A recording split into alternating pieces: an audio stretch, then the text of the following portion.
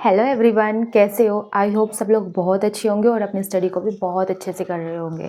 आप लोगों के बहुत सारे कमेंट आए थे कि दीदी कुछ टिप्स दे दीजिए, आप और डॉक्यूमेंट्स वगैरह के बारे में बता दीजिए। लेकिन मैंने उससे पहले बता दिया था फर्स्ट वीडियो में कि मैं क्या क्या डॉक्यूमेंट्स लेके जाने और क्या क्या नहीं लेके जाने।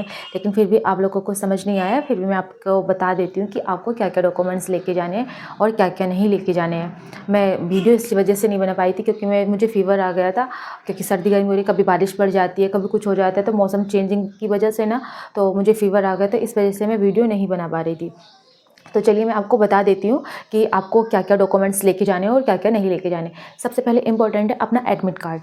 आपको अपने एडमिट, चाहे आप वो ब्लैक एंड वाइट हो या कलरफुल हो, आप वो कैसा भी निकलवा लीजिए, उससे कोई प्रॉब्लम नहीं है। लेकिन आप ना एडमिट कार्ड की 2 फोटोकॉपी निकलवाना, क्योंकि अगर ऐसा होगा जैसे क्योंकि इस टाइम बारिश का मौसम चल रहा है, अगर एक ऑटो में छूट गया या कुछ हो गया तो आपके पास सेकंड ऑप्शन बचेगा कि हाँ मतलब मेरे पास ये है, तो आपको उससे भी कोई प्रॉब्लम नहीं होगी कि अगर आपके पास 2 एडमिट कार्ड रहेंगे। अगर आपके पास सिंगल ही एडमिट कार्ड है और आपका भीग गया या कुछ हो गया या फिर ऑटो वगैरह में छूट गया, तो फिर उससे भी प्रॉब्लम आ सकती है। और सेकंड है आपको मतलब एक वैलिड आईडी प्रूफ लेके जाना है, आधार कार्ड। और आधार कार्ड पे ना आपको अपना मतलब बिल्कुल उस पर डेट ऑफ बर्थ, जो आपका डॉक्यूमेंट्स में वेरिफिकेशन होता है ना, तो उसमें ये सब चीज़ें देखी जाती है। तो आपको ना जब आप वहाँ पे जाओगे एग्ज़ाम हॉल में, तो आपको ये सब चीज़ का देखा जाएगा कि आपका वो जो आधार कार्ड है वो रियल है आपकी। अब ऐसा होता है ना कि अब हम बड़े हो गए हैं और हमारा आधार कार्ड थोड़े मतलब कम एज का बना है, तो फ़ोटो पहचान में नहीं आती है। तो इस वजह से आप वो एक 2 आईडी प्रूफ जरूर लेके जाना। आपके पास अगर पैन कार्ड है तो आप पैन कार्ड भी लेके जा सकते हो, जिससे कि कोई प्रॉब्लम ना हो। वैसे तो मैं तो आधार कार्ड लेके गई थी और अपना एडमिट कार्ड लेके गई थी और फोटो लेके गई थी। आप वो एक दो आईडी और रख लेना, जिससे कि अगर हर किसी का सेम नहीं होता ना, किसी के साथ कुछ प्रॉब्लम भी हो सकती है, तो इस वजह से आप एक पैन कार्ड रख लेना अगर आपके पास हो तो। और आपका अगर आधार कार्ड ही बिल्कुल सही है, आप उसी से सारे डॉक्यूमेंट्स भरते हो, ये सब कुछ उसी से करते हो, तो उसकी कोई नीड नहीं है। और थर्ड नंबर पे आता है आपकी फ़ोटो। आप 2 फोटो लेके जाना, लेकिन और हाँ, पेन कॉपी कुछ मतलब पेन जो होते हैं कुछ भी नहीं लेके जाना है, क्योंकि उन्होंने क्लियर नोटिस में दिया था कि आपको पेन वगैरह कुछ नहीं लेके आना। आपको वहीं पे एग्जाम हॉल में पेन दिया जाता है और एक रफ पेपर भी दिया जाता है। आप बोलोगे जो बिगनर्स है, जिन्होंने एग्जाम दे रखा है, तो उनको तो सब पता होता है। जो बिगनर्स है, आप ये सोचोगे कि अरे हम जब वो मैथ के क्वेश्चंस करेंगे तो वो कहाँ से करेंगे, हमारे पास तो पेन ही नहीं है, कि वो अगर वगैरह ऐसा कुछ भी सोचने की कोई नीड नहीं है। आपको वहीं पे पेन मिलेगा और सब कुछ आपको अच्छे से बताया जाएगा। अगर आपसे वहाँ पे कुछ हो नहीं रहा है ना कंप्यूटर में, आपको पहली बार देने जा रहे हो, अगर आपको पता ही नहीं है कि एग्ज़ाम क्या है, मतलब मुझे कैसे क्लिक करना है, कैसे लैंग्वेज सेलेक्ट करनी है, लेकिन आप अपने पास वाले से ना पूछ के ना, जो वहाँ पे टीचर घूमते रहते हैं, देखते रहते हैं टीचर्स की क्या हो रहा है क्या नहीं, तो आप ना उन टीचर्स से पूछना कि सर मुझे ये आ नहीं रहा है, आप मुझे बता दीजिए। तो वो आराम से बता देंगे, गुस्सा भी नहीं करेंगे। और आप डरना मत, होपलेस तो बिल्कुल भी मत होना कि हाँ मतलब ये ऐसा वैसा।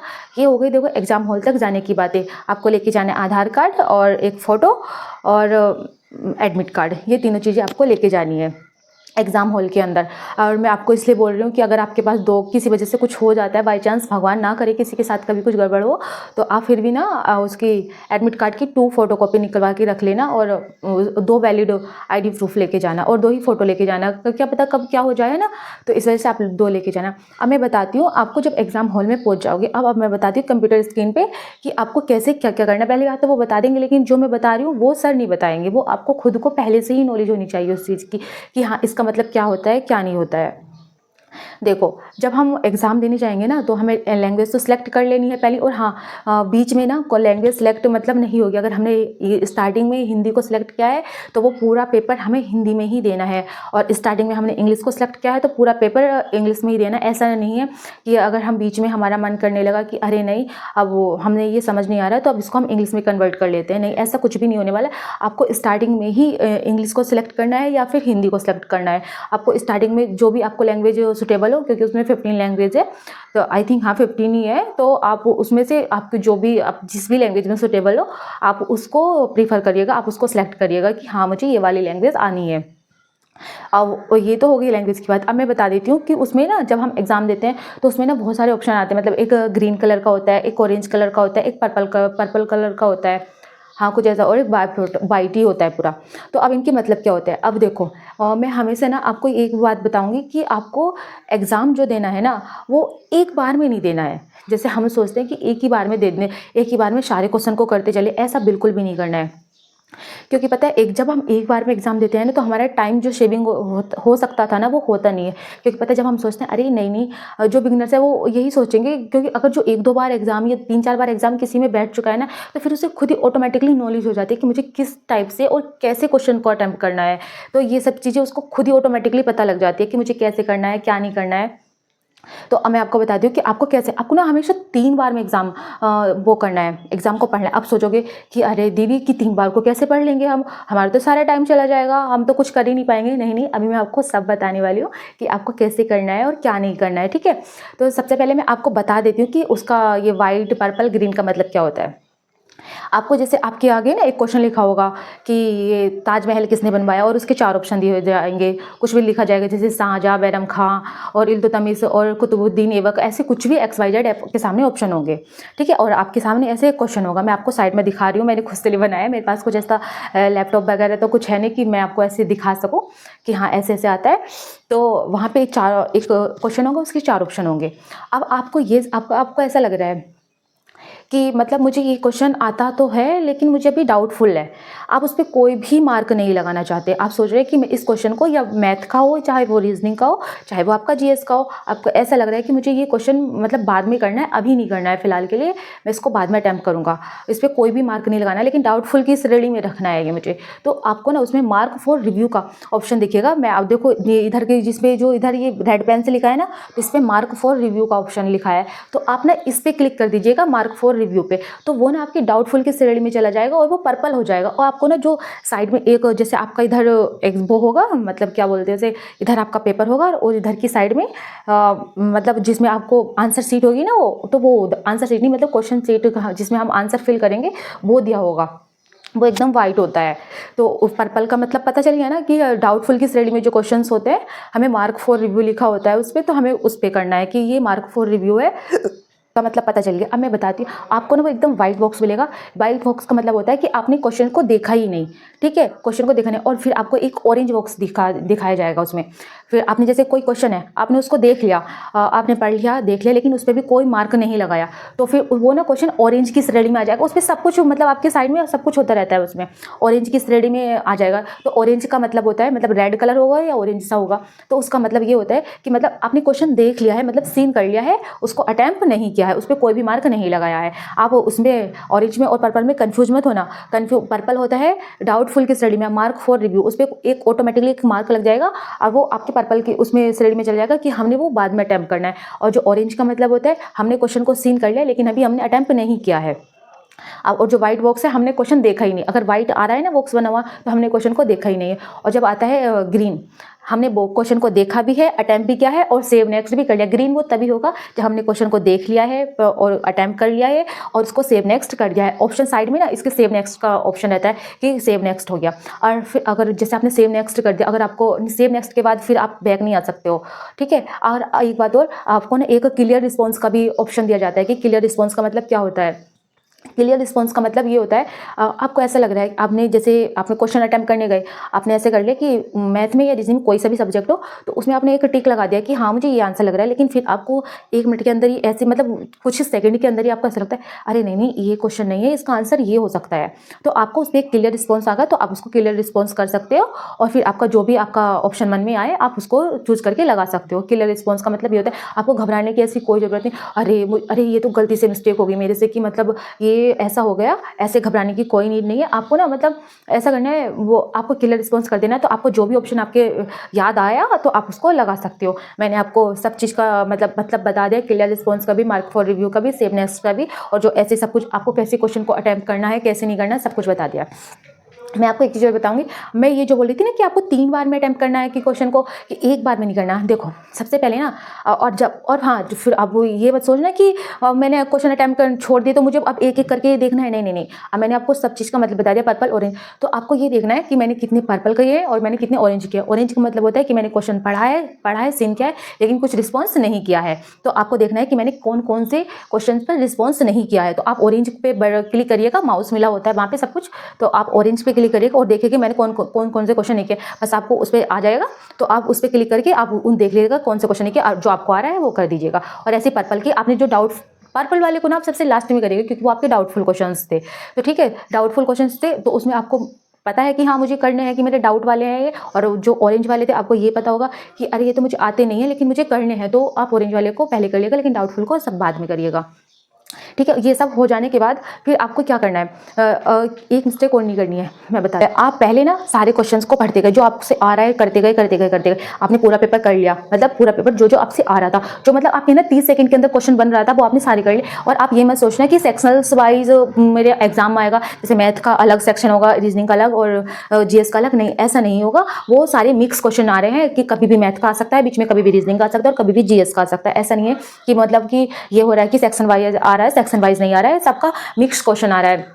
तो आपको इस चीज़ को ध्यान में रखते हुए जाना होगा कि मिक्स क्वेश्चन आ रहा है। तो अब मैं ये बोल रही थी, आपने फर्स्ट क्वेश्चन कर लिया, फिर सेकंड नंबर पे वे करना, फिर आप सेकंड नंबर पे वे करना जो थोड़ा सा टाइम ले रहे थे, टाइम टेकिंग थे, फिर उनको करते चले जाना। फिर थर्ड नंबर पे जो आपकी डाउटफुल थे उनको कर लेना। लेकिन हाँ ये मत, एक चीज़ आपने ये मत सोचना कि ईगो अपना आगे मत लाना कि अरे नहीं ये क्वेश्चन कैसे हो गया, ये मुझसे आता है फिर क्यों नहीं हो रहा, मैं इसको क्वेश्चन को करके ही जाऊँगा। आप एक क्वेश्चन पे ना 2 से 3 मिनट बिल्कुल भी वेस्ट मत करना। आप सोचिए ईजी हो या टफ क्वेश्चन हो, नंबर तो हमें सेम मिलने वाला है। तो आप ना एक टफ क्वेश्चन के चक्कर में ना 2-3 ईजी क्वेश्चन जो छोड़ देते हो ना, वो आपका सबसे बड़ा लॉस होता है। तो आपने 2-3 जो टफ क्वेश्चन है उसको बिल्कुल भी मत छोड़ना, वो सॉरी इजी क्वेश्चन आप पहले उनको करना। और जो आपको नहीं आ रहा है ना उसको कुछ पता है, एग्जाम में कुछ क्वेश्चन हमें ऐसे दिए जाते हैं कि हमें ना उस स्किप करने ही बढ़िया रहते हैं। वो हमसे नहीं बनने ना, ये सोचो वो किसी से नहीं बन रहे, ऐसा होता है। जो कुछ एग्जामिनर ऐसे क्वेश्चन रखता है कि वो कुछ अलग ही होते हैं। तो आप ना उसको मतलब अपने ईगो को हर्ट मत करना कि बोलना कि नहीं भाई मैं तो करके छोड़ूंगा, ऐसे कैसे हो गया ये सवाल, मुझसे क्यों नहीं हो रहा भाई, मैं तो इतनी प्रैक्टिस करके आया हूँ, मुझे तो इतना मैथ आता है, मैं तो सब कुछ कर लेता हूँ, क्यों नहीं हो सकता। ऐसे बिल्कुल भी मत सोचना। एग्जाम में आपको जो करना है ना, आपको क्लियरिटी के साथ करना है, एकदम बोलना कि अरे नहीं हो रहा कोई बात नहीं, मैं इसकी जगह इतनी जो मुझसे क्वेश्चन आ रहा है मैं उसको बनाऊंगा। ठीक है, अब मैं आपको बताती हूँ अवॉइड ना हो। देखो आपको ना कुछ भी नया नहीं पढ़ने की ज़रूरत है। आप सोचो कि अब इस टाइम पे मैं कुछ नया पढ़ लूँ, आप जिस टीचर से पढ़ रहे हो उसने आपके लिए बेस्ट पढ़ाया, आपको उस पर बिलीव करना ही पड़ेगा। आप ये मत सोचना कि अरे उस टीचर को ऐसा पढ़ा रहा है या किसी ने सजेशन दे दिया कि अब मैं अब लास्ट टाइम में आपको सजेशन भी दूँ कि आप उसकी प्ले लिस्ट कर लीजिए, उसकी प्ले लिस्ट कर लिएगा, तो वो मेरे लिए भी टाइम वेस्ट होगा और आपके लिए भी टाइम वेस्ट होगा। क्योंकि ऐसे टाइम में ना एक तो जो हम स्टूडेंट होते हैं ना होपलेस रहते हैं, इस टाइम हमें लगता है कि हम ये भी पढ़ ले, जैसे हमने 1 घंटा ये वाली वो सब्जेक्ट पढ़ लिया तो हमें लगता है अरे यार नहीं अब उसको पढ़ लेते हैं, ऐसा पढ़ लेते हैं क्या पता उसमें से कुछ आ जाए। तो इस टाइम तो खुद ही हमारा माइंड इतना डिस्टर्ब रहता है। तो फिर मैं नहीं चाहती कि मैं आपको कोई प्लेलिस्ट सजेशन करूं या फिर कुछ और सजेशन करूं कि आप उस टीचर से पढ़ लीजिए, उस टीचर से पढ़िए। आप जिस भी टीचर से या जिस प्लेटफॉर्म से पढ़ ले आप उस पर बिलीव कीजिएगा, चाहे वो कोई सा भी प्लेटफॉर्म हो, कोई सा भी टीचर हो। जब आप इतने टाइम से पढ़ रहे हो तो आपको उस पर बिलीव ही होगा ऑब्वियसली। तो आप मैं चाहती हूँ कि आप जिस टीचर से भी पढ़ लो ना, लेकिन हाँ आप कुछ भी नया मत पढ़िए, कुछ भी टॉपिक्स मत पढ़िए। आपको अपने ऊपर भरोसा है ना, आपको नोट्स पे भरोसा है ना अपने, कि हाँ जब मैंने अपने हाथों से लिखे हैं इन नोट्स को और इतनी मेहनत की है इन हाथों से लिखने में, तो मतलब मेरे नोट्स पे, जब आपको अपने नोट्स पे भरोसा होगा ना तो आपको किसी भी बहकावे में आने की कोई ज़रूरत। और हाँ अपना माइंड डाइवर्ट बिल्कुल मत करना, क्योंकि ऐसे टाइम में ना आपको ऐसे व्हाट्सएप पे टेलीग्राम पे या कुछ आपके फ्रेंड्स कुछ ऐसे होते हैं कि वो पता है क्या बोलते हैं, अरे तू तो इस चीज़ की तैयारी कर रहा है, चल बता इस क्वेश्चन को करके दिखा। तो आप सोचोगे अरे क्यों नहीं, मैं तो इस क्वेश्चन को करूँगा। आप ना उस क्वेश्चन को सॉल्व करने के चक्कर में ना अपना मतलब 1 से 1.5 घंटा वेस्ट कर दोगे कि हाँ अरे क्यों नहीं हो सकता। और आप कर दोगे, मैं ये नहीं बोली कि नहीं करोगे, कर दोगे, लेकिन आप बोल देना हाँ भाई मैं कर रहा हूँ लेकिन मैं अभी फिलहाल इस क्वेश्चन को नहीं कर सकता, तुझे बाद में कभी कर दूँ, जब मैं एग्जाम हो जाएगा तब तुझे इस क्वेश्चन को करके दिखा दूंगा। क्योंकि ऐसे ना हमारा माइंड डिस्टर्ब होता है। अरे और फिर पता है अगर आपसे किसी वजह से वो क्वेश्चन नहीं बना तो पता है आप इतने अंदर से ऐसे हो जाओगे ना कि अरे मैं तैयारी कर रहा हूँ, मुझे ये क्वेश्चन नहीं बना। तो आप ना ऐसे मतलब अपना माइंड डाइवर्ट मत करना बिल्कुल भी कि ये हो गया वो हो गया। किसी का भी कोई व्हाट्सएप ग्रुप पे कोई क्वेश्चन भेज रहा है या टेलीग्राम पे या इंस्टा पे कुछ भी, और मैं तो चाहूँगी कि आप ना इन सब से कुछ दिन के लिए ना दूरी बनाए। और हाँ कोई वेब सीरीज तो बिल्कुल भी मत देखना कि उस टाइम पे अरे हाँ ये है माइंड को फ्रेशनेस मिलेगी web series, no no no no, ऐसा कुछ भी नहीं करना। सिर्फ आपको अपने नोट्स पर ध्यान देना और प्रॉपर नींद देनी है आप, क्योंकि एग्जाम देखो दिन में ही होते हैं।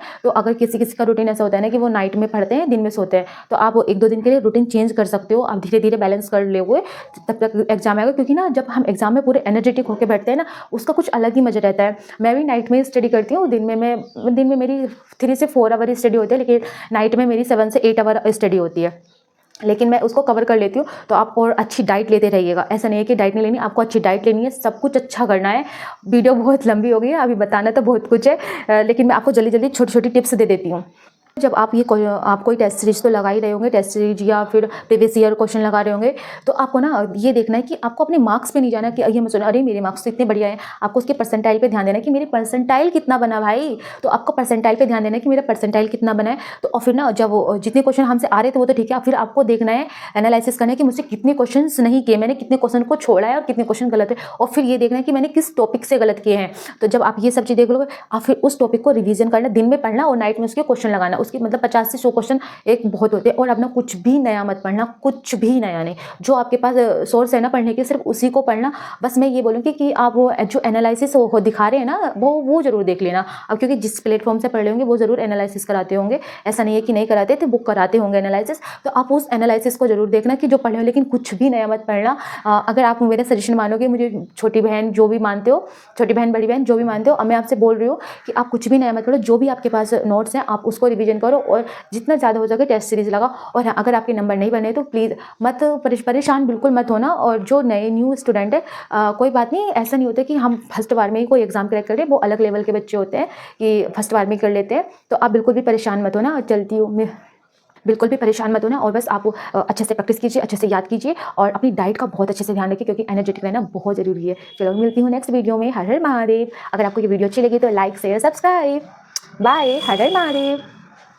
और हाँ, मैं एक इंपॉर्टेंट बात बताना भूल गई हूँ, आपको बाय तो बोल देना, लेकिन मैं बताना, एग्जाम में ना तुक्का जो लगाते हैं, तुक्का बिल्कुल भी नहीं लगाना है। अगर आप श्योर हो कि हाँ मुझे ये 50-50 है कि इसमें से ये 2 हो सकते हैं, वो भी 4-5 क्वेश्चन में ही लगा सकते हो तुक्का, जिसमें आप डाउटफुल थे, जो मतलब पर्पल वाले थे, तो आप उसमें लगा सकते हो कि अरे हाँ ये मतलब इसका 50-50 आपको पता है कि हाँ इसमें से ये या ये। ऐसे 3-3 ऑप्शन में मत लगाना कि हाँ इसका ये भी हो सकता है, ये भी हो सकता है। नहीं, तुक्काबाजी बिल्कुल भी मत करना। ओके, चलो फिर मिलती हूँ नेक्स्ट वीडियो में। हर हर महादेव।